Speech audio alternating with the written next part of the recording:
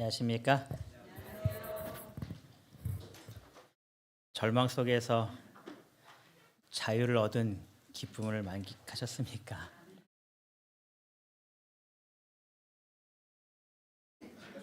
아니 저렇게 감동적인 찬양을 드렸으면 너무 은혜스러운 찬양 감사합니다. 지난주 주영식 목사님이 이제 기도주를 하시고 이제 개인적으로 만나서 얘기하는 데에 그분이 그러시는 거예요. 난 지금까지 저런 지휘자를 처음 봤다. 그래갖고 저는 당연히 그럼 저 깨꼬리 같은 목소리를 들었으면 당연히 저렇게 생각해야지 했는데 그건 두 번째였고요. 첫 번째가 달랐습니다. 지금까지 교회에 있으면서 지휘자가 맨 앞에 앉아서 설교 시간 내내 자기를 쳐다보고 말씀을 적는 지휘자는 처음 봤다는 겁니다. 정말 저렇게 신앙적인 지휘자가 있다는 것에서 엄청 부러워하면서 이제 이야기하는 걸 들으면서 참 얼마나 행복한 시간이었는지. 그럼 이렇게 얘기할 때 고개 뻣뻣이 떨면 교만한 사람이죠. 예. 여러분들 오늘 교회 참 잘 오셨습니다. 오늘 여러분 나가실 때 이거를 갖고 가시도록 지금 전 장로님이 이렇게 수북하게 쌓아 놓으셨어요. 교우님들을 정말 아끼시고 사랑하셔서 좋은 선물을 이렇게 준비해 갖고 오셨습니다. 부인에게는 더 좋은 선물을 줬습니다. 전 장로님 자신을 이렇게 줬기 때문에 가장 좋은 선물을.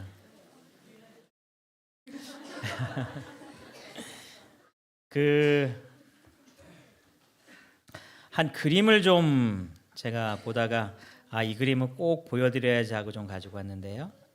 이러한 그림입니다. 삶의 와이파이를 새롭게 설정해야 될 시간. 와이파이 여러분들 이렇게 이동하시면 이렇게 무선 잡기에서 하시잖아요. 그때에 잡아야 될 와이파이 이름이 뭐라고 적혀 있습니까? 하늘. 예. 그 밑에 세상적 가치 여러 가지 것들이 많지만 우리는 항상 어디에 주파수를 잡으라고요? 저 하늘의 주파수를. 여러분들 지금 주파수를 잡을 준비를 하고 오신 거죠? 이 세상의 모든 것들을 다 내려놓으시고 오직 지금 나의 주파수를 저 하늘과 하늘의 음성으로 맞추시기 바랍니다. 그래서 이 시간이 우리가 하나님을 만나는 귀한 시간 되시기를 간절히 바랍니다. 오늘 설교 제목은요. 너희가 굳게 믿지 아니하면 너희는 굳게 서지 못하리라 라는 역대하에 있는 말씀을 좀 가지고 왔습니다. 죄송합니다. 이사야서에 있는 말씀입니다. 여러분 남방 유다에서 가장 악한 왕 하면은 누가 떠오르시나요? 남방 유다에 정말 선한 왕들이 참 많고 좀 실수한 왕도 좀 있긴 하지만 악한 왕 하면은 떠오르는 왕이 있습니다. 아합은 북방 이스라엘이고 남방 유다. 남방 유다 할 때 가장 머릿속에 많이 떠오르는 두 왕이 생기는데 첫 번째는 아하스 왕입니다. 그리고 두 번째는 므낫세라는 왕입니다. 이 므낫세와 아하스는 남방 유다의 악한 왕 할 때에 항상 머릿속으로 떠올리면서 정말 그 사람은 악했어 하는 그 왕입니다. 그런데 이 족보를 좀 보면요. 아하스가 히스기야를 낳았고 히스기야가 므낫세를 낳았습니다. 그러니까 히스기야 중간에 선한 왕을 끼고 할아버지와 손자가 남방 유다에서 가장 악한 왕입니다. 이 두 왕 중에 누가 더 악할까 비교하면 므낫세는 나중에 회개를 해요. 그래서 하나님 믿음 안에 이렇게 돌아오는 그 장면이 성경에 기록되는데 아하스는 죽을 때까지 하나님께 돌아오지 않습니다. 어떻게 보면 남방 유다에서 가장 악한 왕의 모습이다라고 이야기할 수 있을 겁니다. 아하스 왕에 대해서 성경은 이렇게 이야기합니다. 오늘은 역대하 28장과 이사야 7장에 있는 말씀을 좀 중심으로 볼 건데요.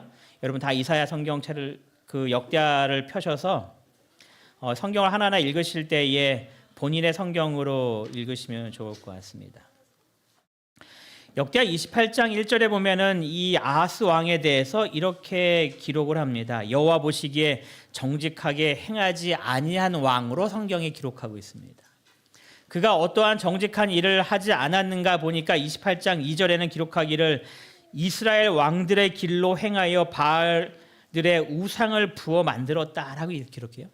여러분, 아하스는 어디 왕입니까? 남방 유다 왕이면 남방 유다의 그 왕의 행로를 쫓아야 되는데 그에 대해서 기록하기를 이스라엘 왕들의 길로 행하였다 이렇게 기록합니다. 그럼 무슨 뜻일까요? 이스라엘 왕들 중에서 선한 왕은 거의 존재하지 않습니다. 다 하나님을 떠나고 우상을 숭배하고 자기 마음대로 살았던 왕들이 북방 이스라엘 왕들의 삶의 모습입니다. 그러니까 지금 아하스도 어떻게 살고 있다는 거예요? 우상 숭배와 하나님을 떠난 그러한 세상적인 삶으로 그가 살고 있는 왕이었다라고 그를 기록하고 있는 겁니다. 더 끔찍한 것은 3절입니다. 3절에 보니까 성경이 이렇게 기록합니다. 또 흰놈의 아들 골짜기에서 분향하고, 뭐를 어떻게 분향했는지 보니까 여호와께서 이스라엘 자손 앞에서 쫓아내신 이방 사람들의 가증한 일을 본받아 무엇을 하고 있어요? 그의 자녀를 불사르고. 우리가 전에 이 암몬과 모아스 신에 대해서 이야기하면서 이 밀곰과 그모스에 대한 이야기를 잠깐 했습니다. 그들이 섬기는 신입니다. 똑같은 신인데 단지 이렇게 다르게 불렀을 뿐인데 여기에 가장 중심은 자녀를 제물로 바치는 겁니다. 학자들이 기록하기를 자녀가 여러 명 있는데 그중에 이 아이를 바치면 나머지 자녀와 우리 가정의 복을 받는다고 해서 이렇게 자녀를 제물로 바치는 일을 했다라고 기록을 합니다. 하나님께서 가장 가증하게 여기시는 일을 지금 이 아하스가 하고 있는 겁니다. 근데 또 이렇게 자녀를 이렇게 우상에게 제물로 바치는 일을 했던 왕이 또 한 사람이 있어요. 누굴까요? 아까 힌트는 다 드렸습니다. 므낫세입니다. 므낫세. 그러니까 정말 가장 악한 왕이죠. 둘 다. 아하스에 대해서 또 4절은 이렇게 기록하고 있습니다. 또 산당과 작은 산 위와 모든 푸른 나무 아래서 제사를 드리며 분향하니, 자연 숭배 사상으로 완전히 빠졌다는 이야기입니다. 하나님께서 만드신 그 창조물들을 바라보면서 하나님을 바라보고 하나님께 경배하는 것이 아니라 마치 그것이 우리에게 신인 듯 그것을 섬기는 것이 이 아하스 왕의 모습이었다라고 성경이 기록합니다. 그래서 선지자왕 322페이지에서는 이렇게 기록을 합니다. 아하스가 왕위에 오름으로 지금까지 유다 나라에 존재했던 어떠한 상태보다도 어떠한 상태를 맞이했어요? 더 소름 끼치는 상태를 맞게 되었다. 인신제사와 자연숭배 사상과 우상을 여러 지역에 만들면서 이스라엘 백성들이 하나님을 바라보지 못하도록 만든 끔찍한 그런 일들이 이 아하스 왕 때에 일어났다라고 기록을 합니다. 이 사람들의 마음이 점점 어떻게 변해가고 있는지에 대해서 선지자왕 322페이지에서는 계속 이렇게 이야기합니다. 전에 우상 숭배의 매혹적인 행습에 가마를 저항해 오던 많은 사람들이, 그러니까 전에는 믿음으로 딱 선 겁니다. 이거는 절대로 안 됩니다 하고 자신의 신앙의 삶을 잘 지켰던 그런 수많은 사람들이 있었는데, 이제는 이방 신들의 예배에 참여하라는 권고를 받아들여 그 일에 가담하였다. 많은 사람들이 믿음에 굳건히 서서 어떠한 일이 있다 할지라도 타협하지 않고 하나님을 섬겼던 그 사람들조차도 지금 어떻게 하고 있다는 거예요? 같이 우상 숭배하고 있다는 겁니다.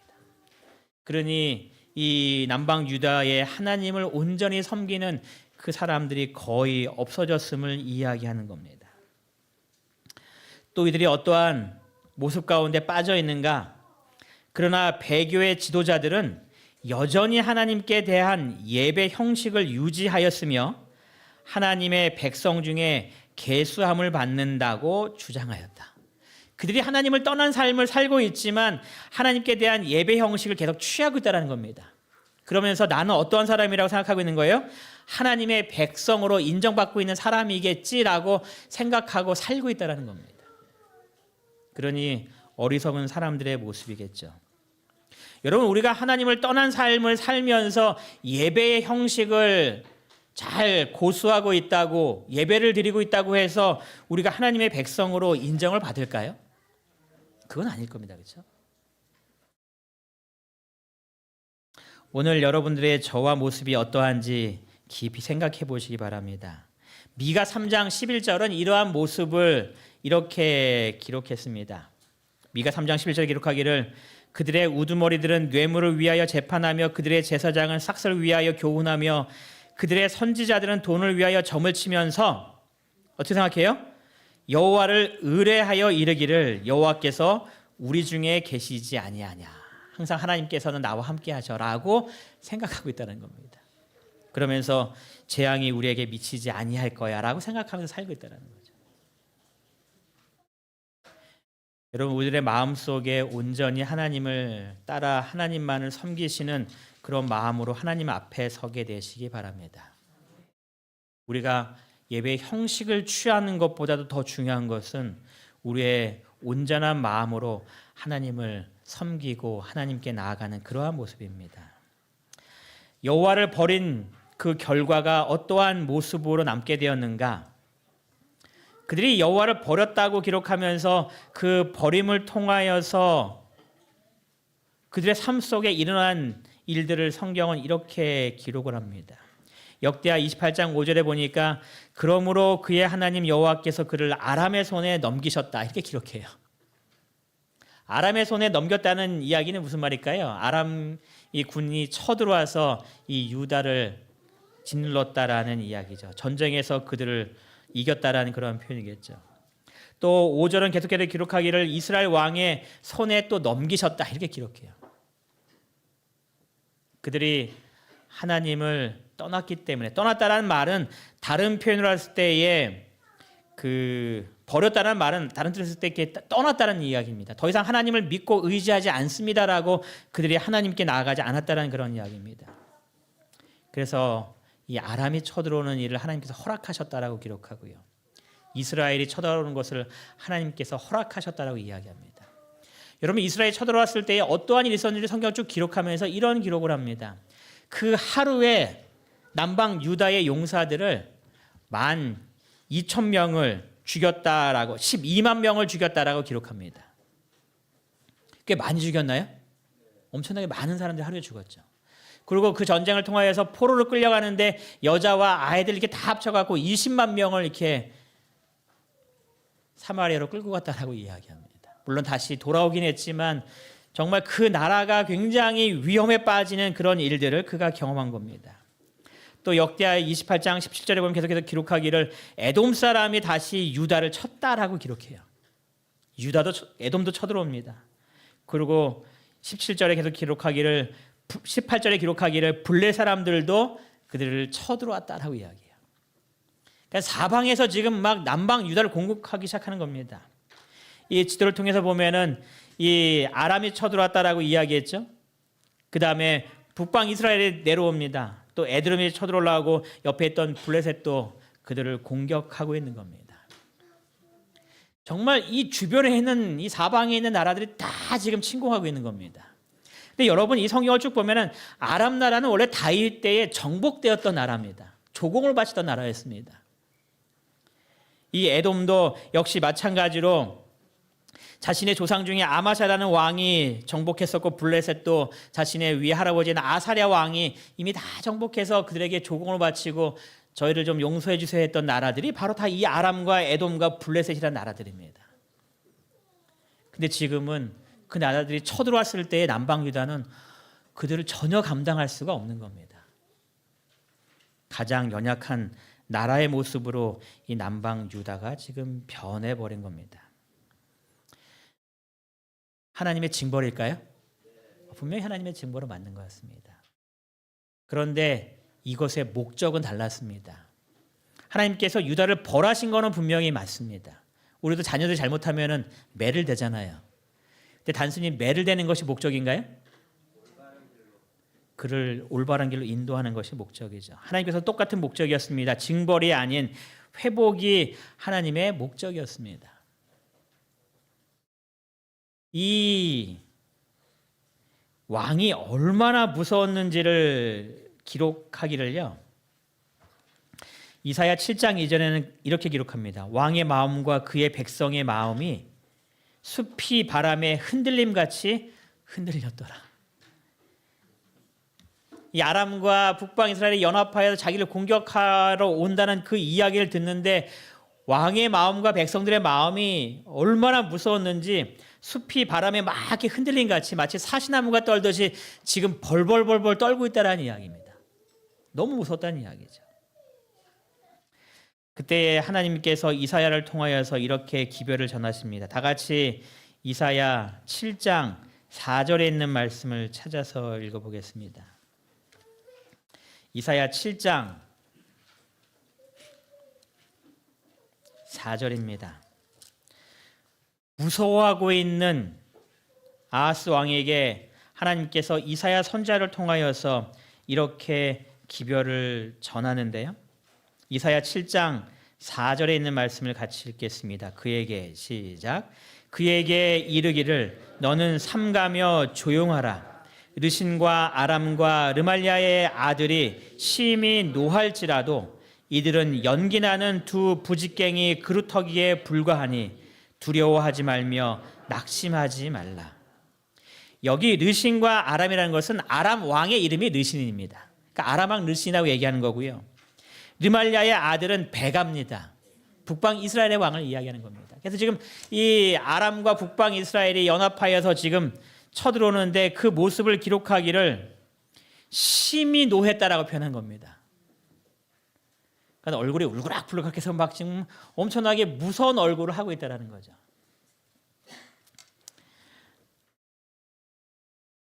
중학교에 아이들을 이렇게 쭉 모아놓으면 채플 시간, 예배 시간에 모아놓으면 아이들이 조용히 듣는 경우들이 거의 없거든요. 막 떠드는데 선생님들이 올라가도 잘 통제가 안 될 때가 있어요. 그럴 때에 한 여선생님이 올라갑니다. 딱 위에 서 있으면 갑자기 조용해지기 시작해요. 근데도 조용해지지 않으면 그 선생님이 딱 한마디 합니다. 서울36 딱 한마디 합니다. 그러면 떠들던 아이들도 갑자기 조용해집니다. 그 얼굴을 보고 말을 들으면 아이들이 벌벌벌 떠하는 거예요.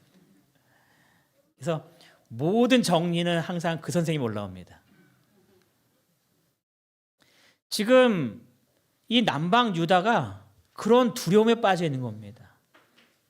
심히 노해서 우리를 쳐들어오는 것 같은 그 나라들을 보면서 이 아하스가 어떻게 할 줄 몰라 하고 있는 겁니다. 근데 하나님께서 뭐라고 말씀하시는가? 이들은 연기나는 부직갱이 그루터기에 불과하다. 지금 무서운 모습으로 맹렬하게 우리에게 다가오고 있는데 하나님께서 말씀하시기를 걔네들 부직갱이에 불과해. 연기나고 있는 부직갱이야. 여러분 이 부직갱이는 아마 어르신들은 다 아실 거예요. 근데 저 밑으로 이렇게 청년들은 부직갱이 하면은 저게 도대체 뭔가 한번 그러실 것 같아요. 그러니까 쉬운 말로 하면 그거죠. 이렇게 야영회를 갔습니다. 이렇게 모닥불을 피워놓고 막 하는데 불을 정리하기 위해서 이렇게 나무 막대기 하나 갖고 이렇게 막 정리하는 거. 이제 그걸 부직갱이라고 표현할 수 있겠죠. 그러니까 뜨거운 불에 막 이렇게 넣고 하다 보면은 얘가 타잖아요, 그렇죠? 그래서 처음엔 좋았다가 점점 좀 타들어가서 이제 작아지고, 그래서 이제 남은 쪼가리 그거를 항상 뭐라 부르는 거예요? 베고 남은 그 자리를 그루터기라 부르잖아요. 그러니까 이게 좋았던 것이 다 이렇게 타갖고 연기 나고 있고 계속 이제 사라져가는 이 부직갱이의 그루터기, 아무것도 남지 않은 그 연약한 그 모습과 같다라고 하나님께서 지금 기별을 보내신 겁니다. 네가 지금 보기에는 아주 맹렬하고 무서운 모습으로 너에게 다가오고 있지만 그것은 연기 나고 있는 부직갱이와 같다고, 그루터기와 같다고. 이제 얼마 남지 않아서 곧 꺼져버릴 그렇게 연약한 존재라고 하나님께서 기별을 주시는 겁니다. 그들이 여러 가지 계획으로 이 남방 유다를 쳐들어옵니다. 그때의 7절에 하나님께서 이렇게 또 말씀하십니다. 우리 이사야 7장 7절을 또 같이 읽어보겠습니다. 주 여호와여 주 여호와의 시작. 주 여호와의 말씀이 그 일은 서지 못하며 이루어지지 못하리라. 그들이 여러 가지 계획을 가지고 너에게 다가오고 있는데 그 모든 것들이 어떻게 된다고요? 이루어지지 않을 거다. 그들이 무슨 말을 하든지 결코 그것을 두려워하지 말라고 이야기합니다.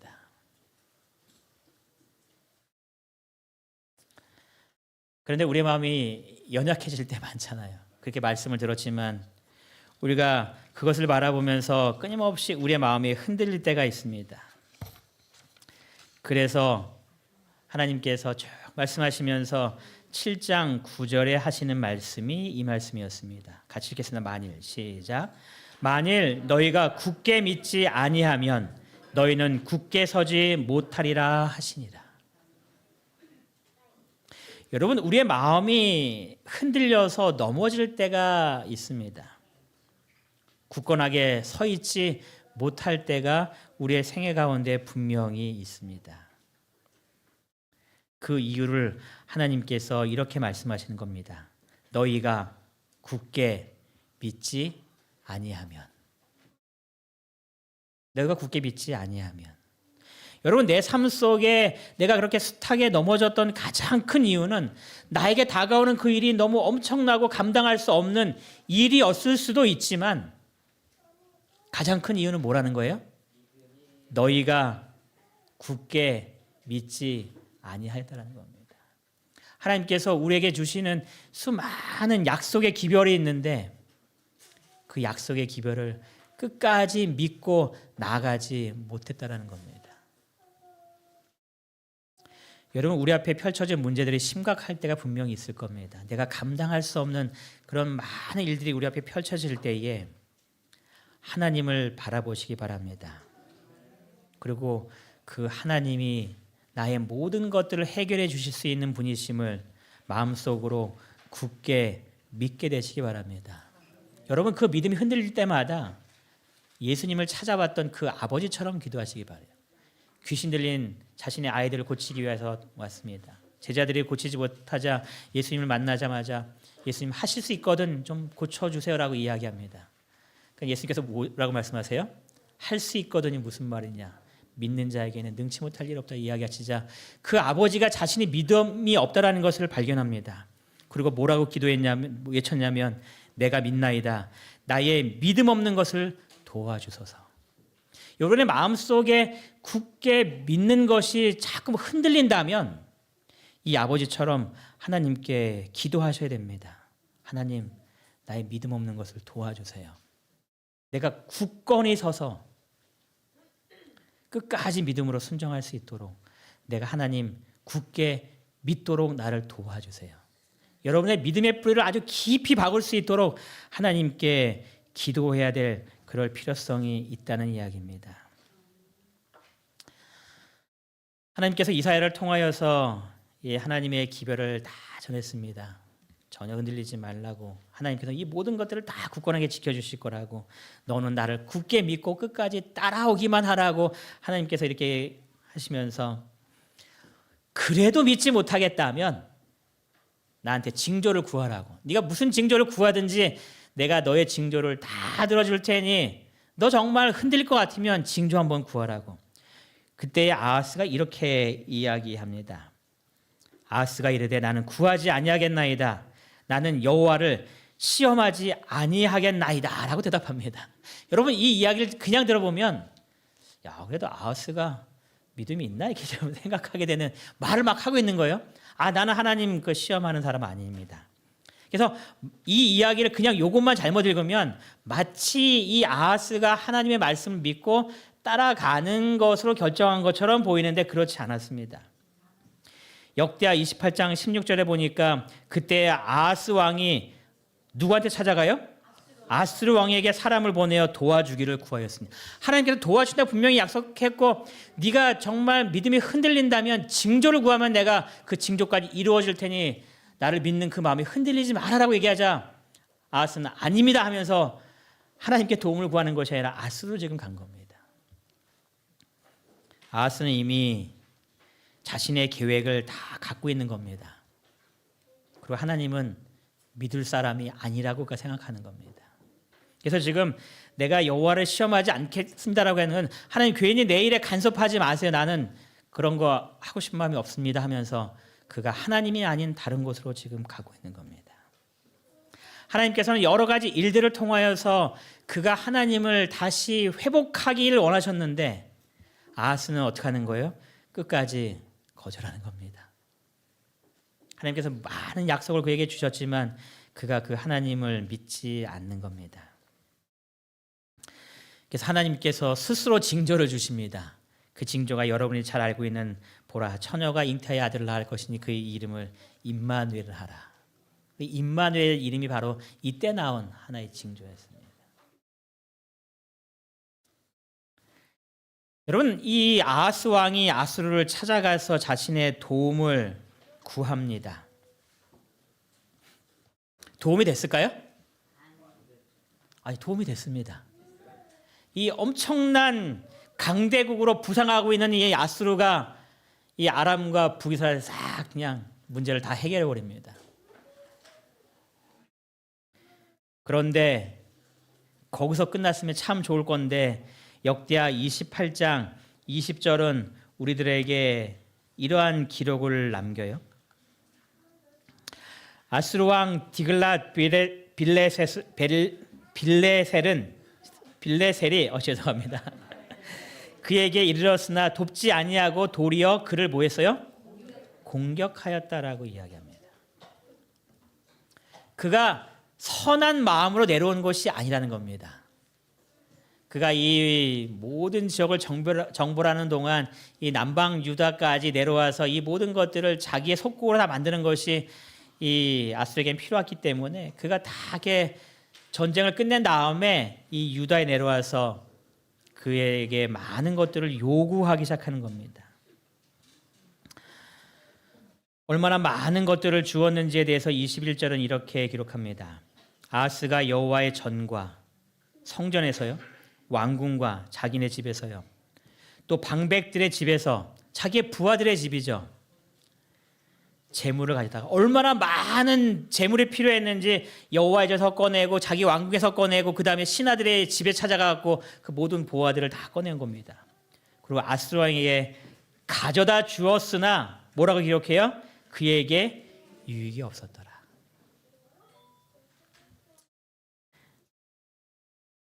일시적으로 구원을 받는 것 같았으나 그것이 그들에게 영원한 도움이 되지 않았음을 성경은 기록하고 있습니다. 여러분과 제가 세상을 믿고 의지하는 것이 얼마나 어리석은지를 보여주는 예가 바로 이 아하스 왕의 예 중에 하나인 겁니다. 우리가 세상을 믿고 의지하면 그것이 마치 나를 도와주고 내 모든 문제를 해결해 주는 것 같이 보여주지만 결코 세상은 그렇지 않다는 이야기입니다. 하나님은 나를 위하여 자기의 모든 것들을 다 아낌없이 내어주시지만 세상은 여러분들에게 아낌없이 내어주는 세상이 아니라는 겁니다. 저보다 우리 성도님들이 세상을 더 많이 경험해 보셨으니까 다 아실 거 아니에요.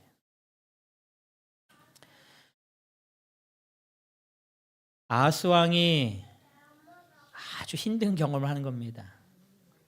세상을 의지했더니 도움을 구했더니 나에게 도움이 되지 않고 전혀 이문도 하나 남지 않은 그런 아주 힘든 경험을 이 아하스가 하게 되는 겁니다. 그러면 이걸 통해서 뭔가 좀 깨달았으면 참 좋겠는데 그가 곤고할 때에 성경이 이렇게 기록합니다. 이 아하스 왕이 곤고할 때, 그러니까 너무 힘든 겁니다.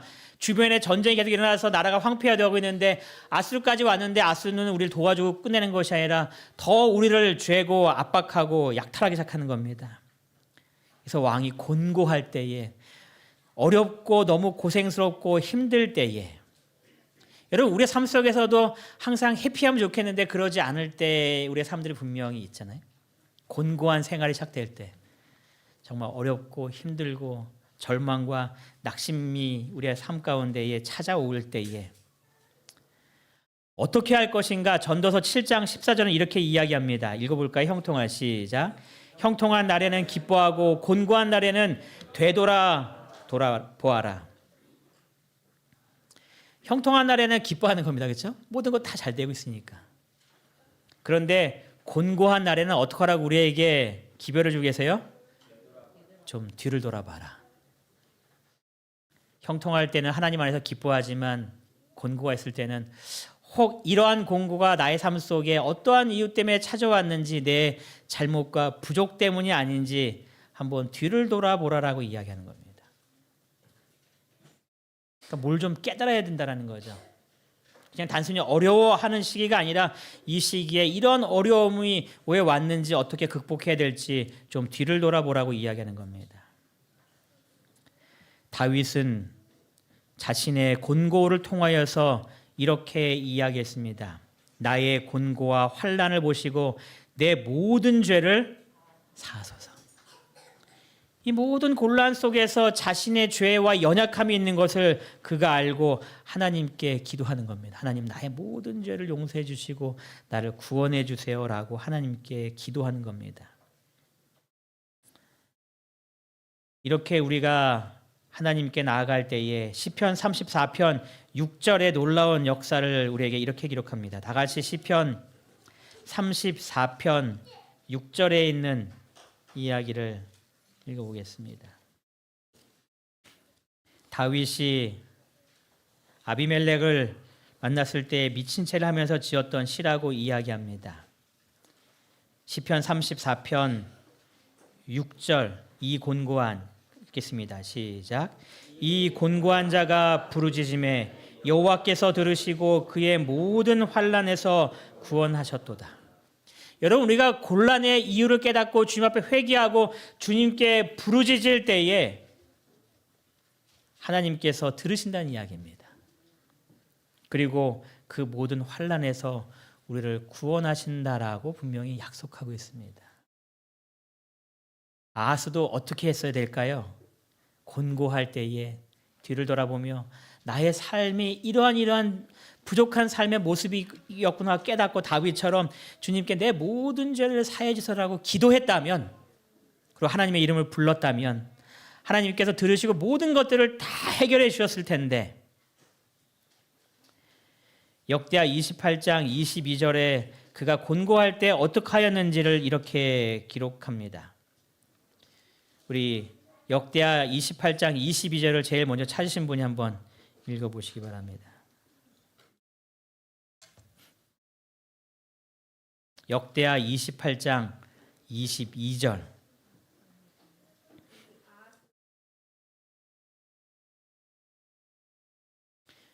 여러분, 황당한 기록이죠?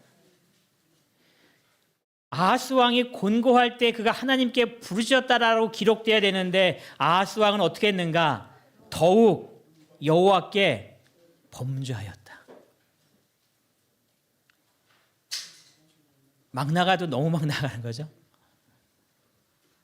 이것이 아하스의 삶이었습니다. 어떻게 막 나갔는가? 23절 보시면 이렇게 기록합니다. 그가 이 아수르 왕을 만나기 위해서 이 다메섹을 보러 가는 가운데서 거기에 있는 제단을 봅니다. 그가 보면서 뭔가 부러웠던 것 같아요. 그래서 28장 23절에 기록하기를 자기를 친 다메섹 신들에게 제사하여, 그러니까 우리를 공격한 그 신들을 바라보고 그가 제사했다고 이야기합니다. 그러면서 뭐라고 그의 마음속에 생각했냐면, 아람 왕들의 신들이 그들을 도왔으니 나도 그 신에게 제사하여 나를 돕게 하리라. 여러분, 나를 도와줄 수 있는 분이 하나님이 계신데 그가 지금 누구한테 도움을 구하겠다라는 거예요? 다메섹 신들에게 도움을 구하겠다라는 겁니다.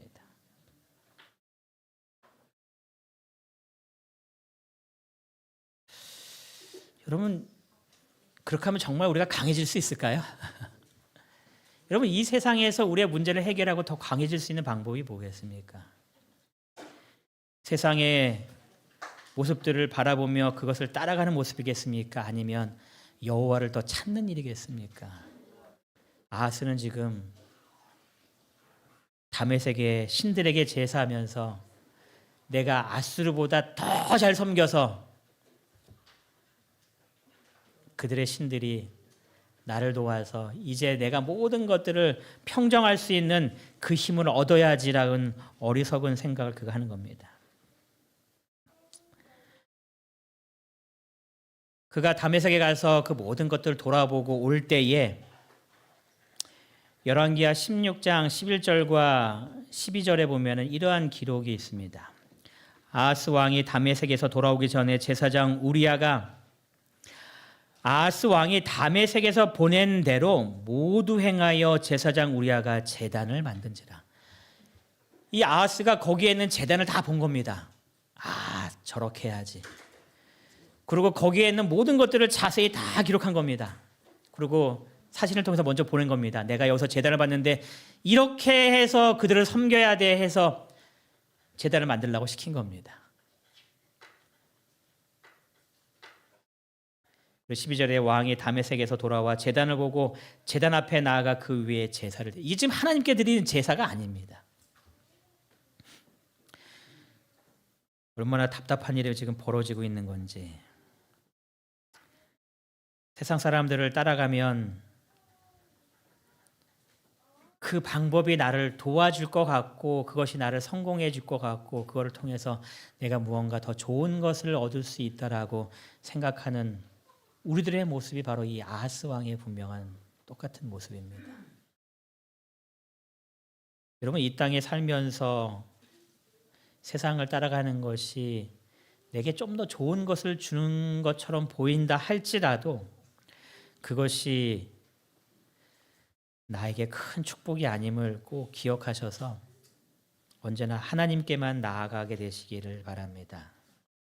여러분, 11절을 읽으면서 마음속에 좀 하면서 좀 화가 나는 부분이 있으신가요?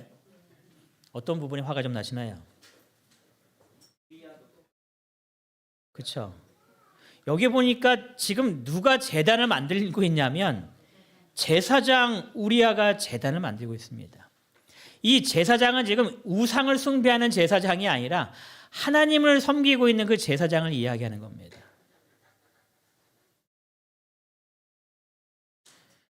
여러분들이 제사장이었다면 어떻게 반응하는 것이 옳았을까요? 왕이 보내진 걸 다 보고서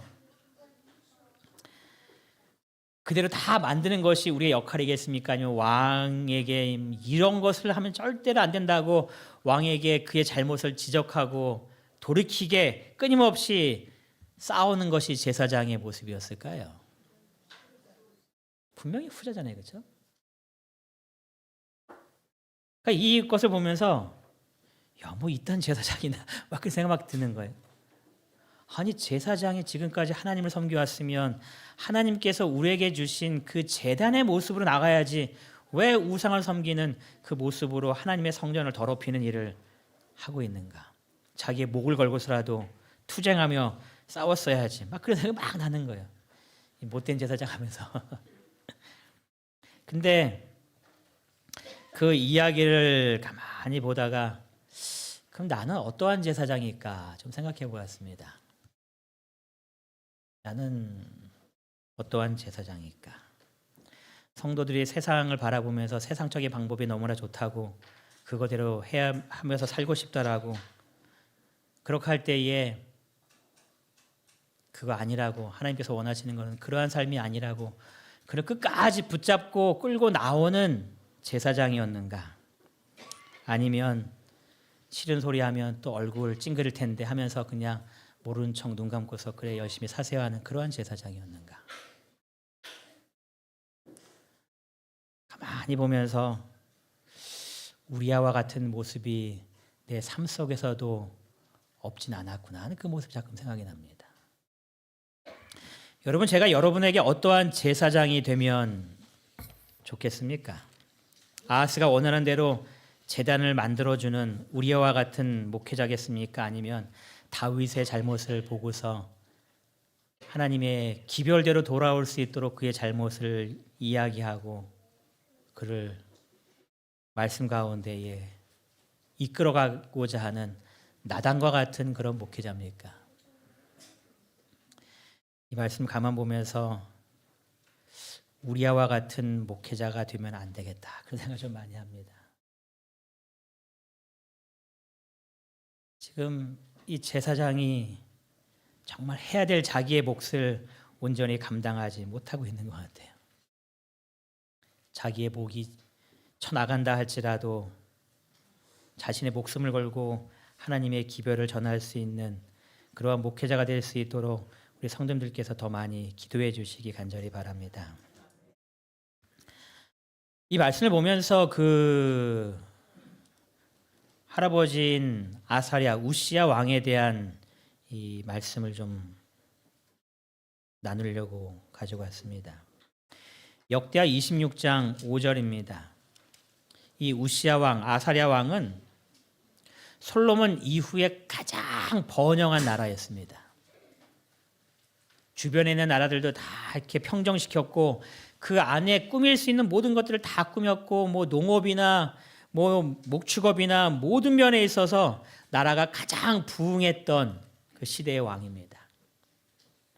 그래서 학자들이 다 기록하기를 솔로몬 이후에 가장 부요한 나라가 되었다면 그것은 바로 이 우시야 왕 때의 사건이다, 이 아사랴 왕 때의 일이다라고 이렇게 이야기합니다. 어떻게 그때는 그렇게 큰 복이 있었는가? 역대하 26장 5절 우리 한 목소리로 같이 읽어보도록 하겠습니다. 하나님의 시작. 하나님의 묵시를 밝히 아는 스가랴가 사는 날에 하나님을 찾았고 그가 여호와를 찾는 동안에는 하나님이 형통하게 하셨더라. 아사왕 생각나시죠? 여호야다 그 제사장이 사는 날 동안에는 똑같은 표현이 지금 이 우시야 왕에게도 기록됩니다. 하나님의 묵시를 밝히 아는 스가랴가 사는 날에. 그래서 첫 번째 결심을 했습니다. 스가랴처럼 하나님의 묵시를 밝히 아는 그 목자가 되어야겠구나 하는 그런 첫 번째 결심입니다. 그리고 두 번째 결심은 이겁니다. 여러분, 하나님의 묵시를 밝히 하는 스가랴가 그 하나님의 묵시를 왕과 그 백성들에게 전할 때에 그들이 어떻게 했다라는 표현이니까 이 성경에 하면 그들이 그 묵시의 기별을 듣고 그를 따라갔다라는 이야기입니다. 그들이 하나님을 찾았다고 기록하고 있잖아요. 하나님의 묵시에 대한 기별을 전했을 때 그들이 그 기별을 듣고 하나님께 따라서 지금 가고 있는 모습입니다. 그래서 두 번째 결심은 우리 모든 성도들이 그 기별을 듣고 순종할 수 있는 성도의 모습으로 교회가 이끌어지기를 두 번째 소원한 겁니다. 그래서 이 기별을 통하여서 하나님의 묵시를 밝히 하는 스가랴가 사는 동안 그들이 하나님을 찾아서 그들이 하나님을 찾는 동안 하나님께서 형통하게 해주신 놀라운 축복이 우리 모든 성도님들의 가정과 이 교회에 풍성함이 임하게 되기를 간절히 바랍니다. 그래서 이 교회를 하나님께서 바라보실 때에 흐뭇해하시고 선지자왕 329페이지에 보면은 이렇게 기록을 해요. 이 아하스에 대해서 다시 기록하면서 이렇게 말합니다. 만일 아하스가 이 기별을 하늘에서 온 기별로 받아들였다면, 이사야 선지자가 분명히 여러 번 이야기했단 말이에요. 하늘에서 온 기별로 받아들였다면 유다 나라에는 무엇이 왔을 것이다라고요? 행복이 왔을 것이다.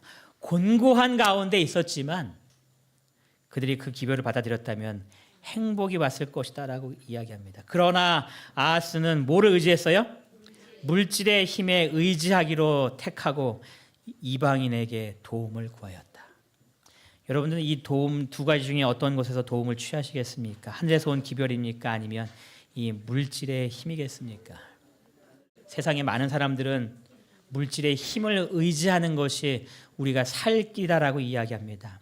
하지만 우리 모든 성도님들은 하늘에서 온 기별인 하나님의 말씀에 순종하시고 그 말씀을 받아들이시고 따라가게 되시기를 간절히 바랍니다. 이사야 선지자를 통하여 하나님께서 이렇게 이야기했습니다. 너희가 굳게 믿지 아니하면 너희가 굳게 서지 못하리라. 이 말씀을 바꿔서 하면 이렇게 읽는 겁니다.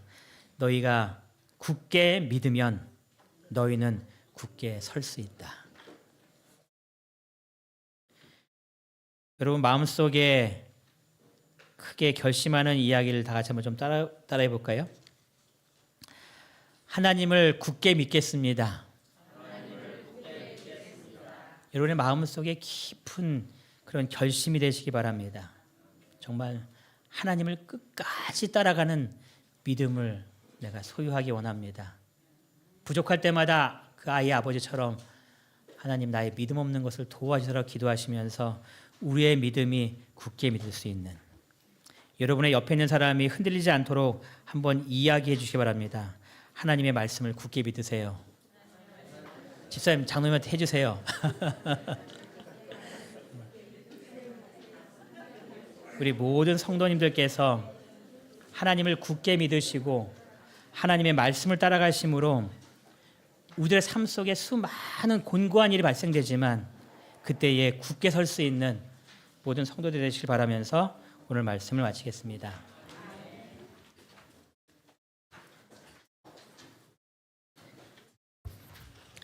예, 말씀을 주신 목사님 감사합니다. 우리 다 함께 일어나셔서 마치는 찬미 483장 저 높은 곳을 향하여 함께 찬미하시고 목사님 기도로 폐회하겠습니다.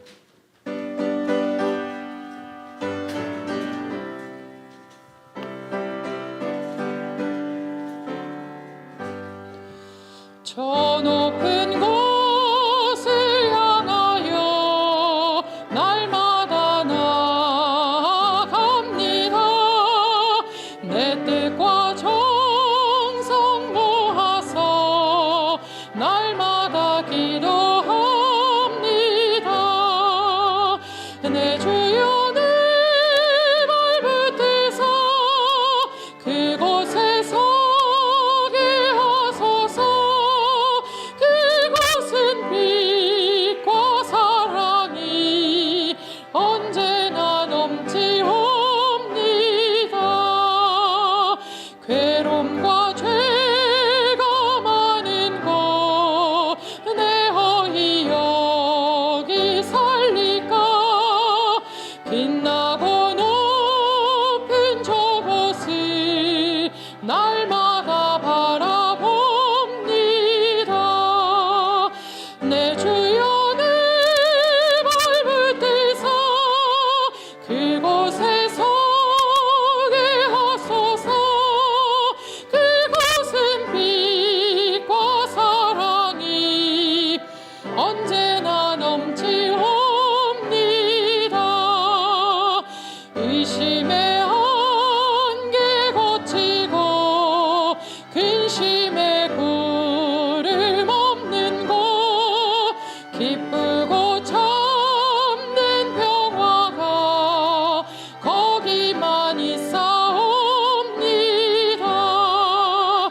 내 주여 내 발 붙드사 그곳에 서게 하소서. 그곳은 빛과 사랑이 언제나 넘치옵니다. 높은 이 길을 싸우며 나아갑니다. 다시금 기도하오니 내 주여 인도하소서. 내 주여 내 발 붙드사 그곳에 서게 하소서.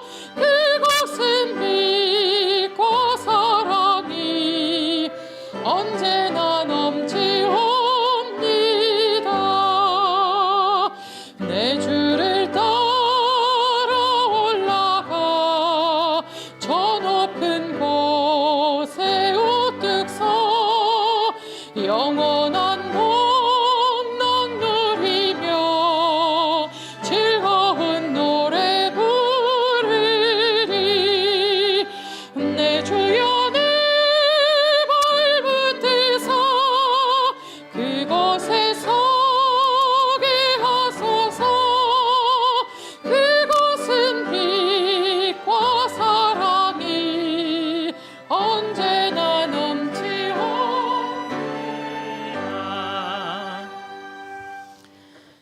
저희를 사랑하신 하나님 아버지, 저희들의 삶 속에 하나님을 굳게 믿는 믿음을 허락하여 주시옵소서.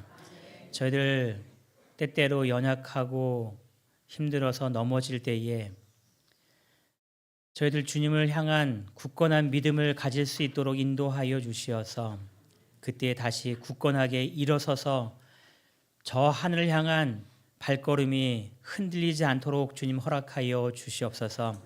저희들의 부족한 모습을 보며 저희들에게 믿음을 달라고 간절히 기도하는 저희들의 매일의 생애 될 수 있도록 인도하여 주심으로 저희들의 믿음이 굳건히 서서 이제는 흔들리지 않고 넘어지지 않는 믿음으로 주님 앞에 나아갈 수 있도록 허락하여 주시기를 저희를 사랑하시는 예수님의 이름으로 간절히 기도드리옵나이다. 아멘.